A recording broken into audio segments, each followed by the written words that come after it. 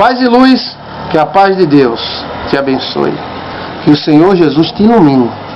Vamos falar acerca das seitas judaicas, ou grupos que são considerados seitas judaicas. Vamos lá, os fariseus, que eram o grupo mais conhecido e que bateu de frente com Cristo Jesus, os saduceus, os essênios e os zelotes. Os fariseus, sucessores do Hassidim, ou os piedosos, do século II a.C., formavam um partido religioso puritano. Então eles eram radicais. Seu principal interesse era a observância da lei, crua, cruel e seca. Eles conferiam igual valor à tradição dos anciões e às escrituras sagradas. Criam na existência dos anjos e demônios, criam na vida após a morte, davam grande ênfase a aspectos práticos dos seus ensinamentos, como a oração do arrependimento e as obras de assistências. Embora poucos em número, sua influência social e política era considerável. Olha só, a maioria dos escribas, porque os escribas eram aqueles que escreviam a Bíblia da época, a maioria dos escribas vinham dos fariseus, né? Porque um escriba podia ser um fariseu, um escriba podia ser um zelote, um escriba podia ser de tal família, e geralmente eram famílias. E quando não eram famílias, eles tinham uma espécie de batismo ou ritual para entrar na sociedade deles. A maioria dos escribas pertenciam a este grupo. Sua rigidez e separatismo degenerou-se em mero legalismo e arrogância e menosprezou a Cristo Jesus. Jesus não criticou ser ortodoxo, os ensinamentos antigos, mas a falta de humildade e amor que os fariseus tinham. Eles eram cruéis, secos, exigentes. Os saduceus, em sua maioria, eram sacerdotes e ricos aristocratas. É provável que tenha surgido no período dos Macabeus. Então, provavelmente, os saduceus surgiram no período dos Macabeus, que é aquele período de silêncio. Não reconheciam, Macabeus viveram no período de silêncio, que houve entre Malaquias e Mateus. Foram 450 anos de silêncio. Não reconheciam a autoridade da tradição oral, negavam a existência do mundo espiritual, não criam na ressurreição dos mortos, nem na vida futura. Aceitavam como canônicos apenas os livros de Moisés, ou seja, o Pentateuco. Interpretavam a lei de maneira literal, eram simpáticos à cultura helenista e contavam com pouco apoio popular. Eram reconhecidos adversários dos fariseus, ou seja, fariseus e saduceus não se davam. Os essênios, eles habitavam em montanhas e eram radicais.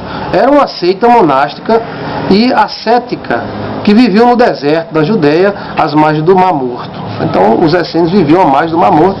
Você pode ver aqueles escritos do Mar Morto, foram os essênios que guardaram, ou uma das igrejas dos essênios. É como a nossa, não tem igreja pentecostal, mas quantas linhas pentecostais não há? Quantas linhas? Existem várias. Tem a igreja batista, tem batista renovada, batista tradicional, né? E a Assembleia de Deus. A Assembleia de Deus está se tornando um tipo de pentecostal. Tem vários tipos de Assembleia de Deus. Da mesma forma, era como os essênios. Existiam vários grupos que guardavam essa corrente filosófica. Eram praticamente desconhecidos até a descoberta dos manuscritos do Mar Morto em 1947. A seita da comunidade de Qumran foi organizada por um mestre chamado Mestre da Justiça, no século II a.C. Consideravam-se a si mesmos como os filhos da luz. Viviam completamente separados do judaísmo de Jerusalém, ou seja, eles viviam separados, eles não se davam com o judaísmo. Existiam várias correntes filosóficas dentro do judaísmo, né? Então eles aguardavam o dia da batalha final, eles falavam muito em batalha final, quando então haveria eles de obter a vitória sobre os filhos das trevas. Esperavam a vinda de dois Messias, um sacerdotal e outro real, ou um que combinasse ambas as funções. Eram radicalmente dualistas em seus conceitos. Embora a sua terminologia seja parecida com o do cristianismo, o conteúdo dos seus ensinamentos é acentuadamente distintos. Desapareceram por volta do ano 73 a.C., quando da conquista da fortaleza de Massada pelos romanos. Então eles desapareceram, mas ainda continuou tendo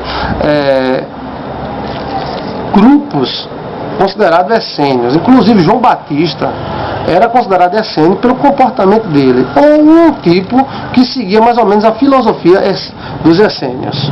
Eles sobreviveram sim, eles desapareceram como instituição, mas eles continuaram em famílias, em grupos, e grupos menores mantiveram a doutrina deles. Eram os zelotes, eram os fundamentalistas reacionários do povo judeu. Tudo indica que Judas Iscariotes era um zelote. Ele queria um Messias com espada na mão, que odiava o povo judeu. A visão dele era muito política, e naquela época a visão dele não era o mundo, a visão dele era aquilo ali. Eles acreditavam que a submissão a Roma fosse traição a Deus, matavam os soldados romanos escondidos. O soldado romano ia beber água, eles davam um punhal no soldado romano, o soldado romano morria ali. E por isso os romanos odiavam os zelotes. E Barrabás também era um zelote. Tudo indica que Barrabás era um assassino de soldado romano.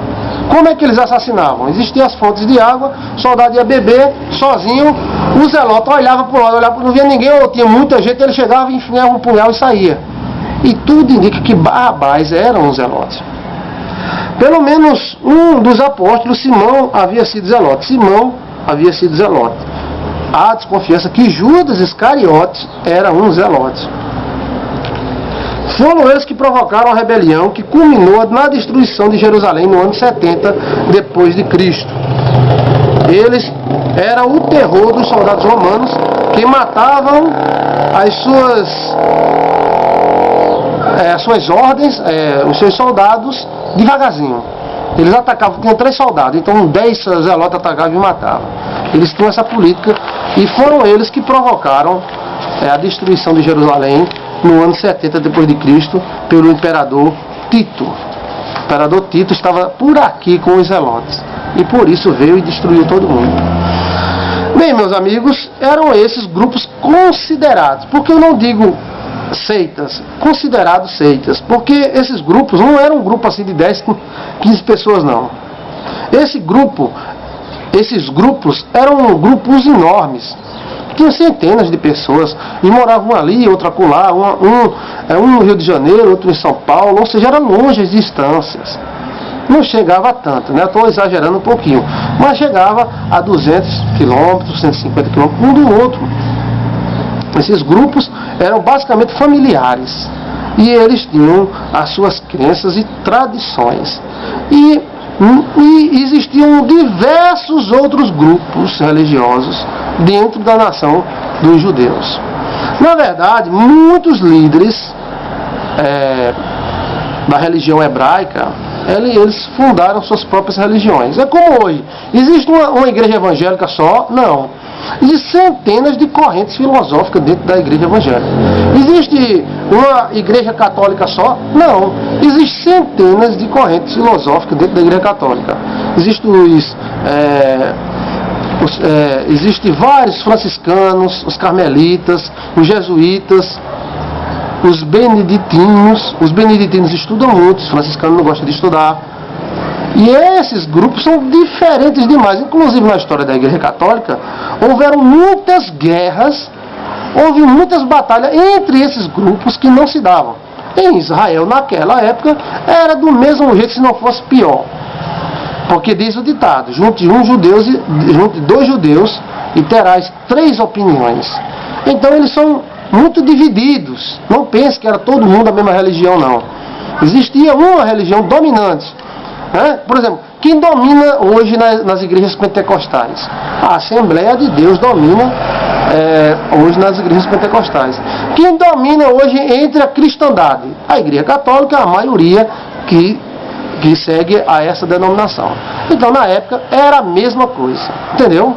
Deus te abençoe, Deus te guarde, Deus te ilumine e preste atenção nas aulas, faça sua anotação.